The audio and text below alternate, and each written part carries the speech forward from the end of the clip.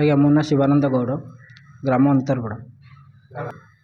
ଦେଖନ୍ତୁ ଆଜିକାଲି ଯେଉଁମାନେ ତ ଆଜିକାଲି ସମସ୍ତେ ଗାଡ଼ି କାର୍ରେ ଆସୁଛନ୍ତି, କିନ୍ତୁ ମୋର କିଛି ନୂଆ କରି ଦେଖାଇବାକୁ ଥିଲା, ଯାହାଫଳରେ ମୋ ମନ ହେଇଥିଲା ସବାରି କରିବା ପାଇଁ।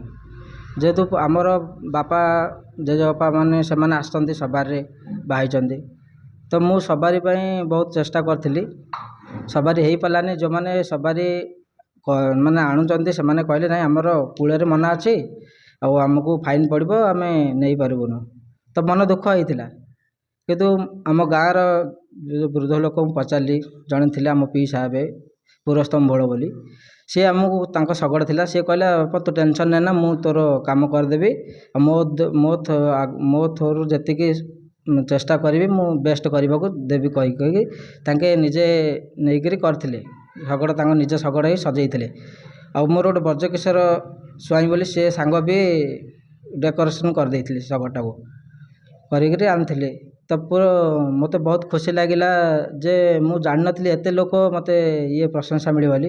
ଯେତେବେଳେ ଟ୍ୱିଟର୍, ଫେସବୁକ୍, ଇନଷ୍ଟାରେ ପଡ଼ିଲା ଭିଡ଼ିଓ, ବହୁତ ଆଡ଼ୁ ଶୁଭେଚ୍ଛା ଲାଇକ୍ ଆସୁଛନ୍ତି, ସମସ୍ତେ ଫୋନ୍ ଫାନ୍ ଆସୁଛନ୍ତି। ବହୁତ ଖୁସି ଲାଗିଲା, କାହିଁକିନା ମୋର ଏଇଟା ପିଲାଦିନରୁ ଆଶା ଥିଲା ଯେ ମୁଁ ସବାରିରେ କରିବି, କିନ୍ତୁ ସବାରି ହେଇପାରିଲାନି। କିନ୍ତୁ ଶଗଡ଼ ହେଲା ତ ବେଷ୍ଟ ହେଲା, କିଛି ଖରାପ ନାହିଁ, ବହୁତ ଭଲ ଲାଗିଲା। ଗାଁ ଲୋକ ବି ସପୋର୍ଟ କଲେ, ଭଲ ଲାଗିଲା ମୋତେ, ମୁଁ ଖୁସି ଅଛି। ସ୍ୱପ୍ନାରାଣୀ ଗୌଡ଼, ଗାଁ କେନ୍ଦୁବାଡ଼ି। ନାଇଁ ମୁଁ ଶଗଡ଼ରେ ଆସିବି ବୋଲି ମନା କରୁଥିଲି ଘରେ, ନାଇଁ ମୁଁ ଯିବିନି ଶଗଡ଼ରେ। ତାପରେ ନିଜକୁ ଗୋଟେ ଭଲ ଲାଗିଲା, ହଁ ମୁଁ ଶଗଡ଼ରେ ଯିବି, କେତେ ନିଆରା, ଆମ ସଂସ୍କୃତି ପରମ୍ପରା ସବୁ ଲୋପ ପାଇଯାଉଛି, ଶଗଡ଼ରେ ଯିବି। ତାପରେ ମୁଁ ଶଗଡ଼ରେ ଆସିଲି, ଭଲ ଲାଗିଲା। ମୁଁ ଗର୍ବ ବି ଅନୁଭବ କରୁଛି ମୁଁ ଶଗଡ଼ରେ ଆସିଲି ବୋଲି। ତାପରେ ଏତେ ପ୍ରଶଂସା ୟୁଟ୍ୟୁବ୍, ଫେସବୁକ୍ ଏସବୁ ଦେଖିକି ବହୁତ ଭଲ ଲାଗୁଛି। କମେଣ୍ଟ ବି ଶୁଣି ବହୁତ ଭଲ ଲାଗୁଛି। ମୋ ବାହାଘର ଚିରସ୍ମରଣୀୟ ହେଇକି ରହିଲା।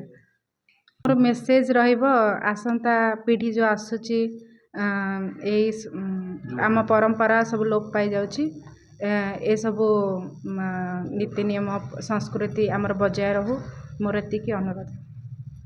ମୋର ନାମ ପୁରସ୍ତମ ଭୋଳ। ଆଜ୍ଞା ଦେଖନ୍ତୁ, ମୁଁ ଚାଷୀ ଲୋକ। ପ୍ରାୟ ଦୀର୍ଘ 45 ବର୍ଷ ତଳେ ଆମେ ଏମିତି ବାହାଘର ସମୟରେ ବୋଉ ଡାକିବୁ ଯାଉ, କିନ୍ତୁ 45 ବର୍ଷ ପୂର୍ବେ ଯାଇଥିଲୁ। ତାପରେ ଆଉ କୌଣସି ଗାଡ଼ି ଗୁଡ଼ା ବୋଉ ଗୁଡ଼ି ଶଗଡ଼ ନେଇକରି ଆମେ ଯାଇନୁ। କାହିଁକି ନା ଗାଡ଼ି ମଟର ବିଭିନ୍ନ ପ୍ରକାର ବାହାରିଲା, ସେଥିରେ ଯାନବାହନ କରନ୍ତି। ଏବେ ଦୀର୍ଘ ଦିନ ତଳେ ବାହାଘର ପୂର୍ବରୁ ସେ ମୋତେ କହିଲେ, ପଇସା କ'ଣ କରିବା, ସବାରି ମନା ହେଇଗଲା, ଆଉ ଶଗଡ଼ ଗାଡ଼ି ନେଇକରି ବୋଉକୁ ଟିକେ ଡାକିବାକୁ ସହଯୋଗ କରିବେ।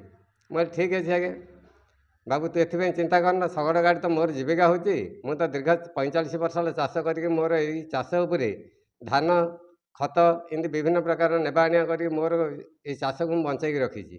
ଆଉ ଦୀର୍ଘ ଦିନ ହେଲା ମୁଁ ତ ଶଗଡ଼ ରଖିକି ଚାଲିଛି। ଆଉ ଯଦି ଆମର ଗୋଟେ ବୋଉଟେ ଆସିବା ପାଇଁ ଯଦି କହିଲାଣୁ, ମୋର ବହୁତ ଗର୍ବ। ସେଥିପାଇଁ ମୁଁ ବହୁତ ସହଯୋଗ କରିବି। ଏଥିରେ ଲୋକ ଦେଖିଲେ ମୋତେ ସେତିକି ମୋର ମନକୁ ମୁଁ ଭାଗ୍ୟବାନ ମନେ କରିବି।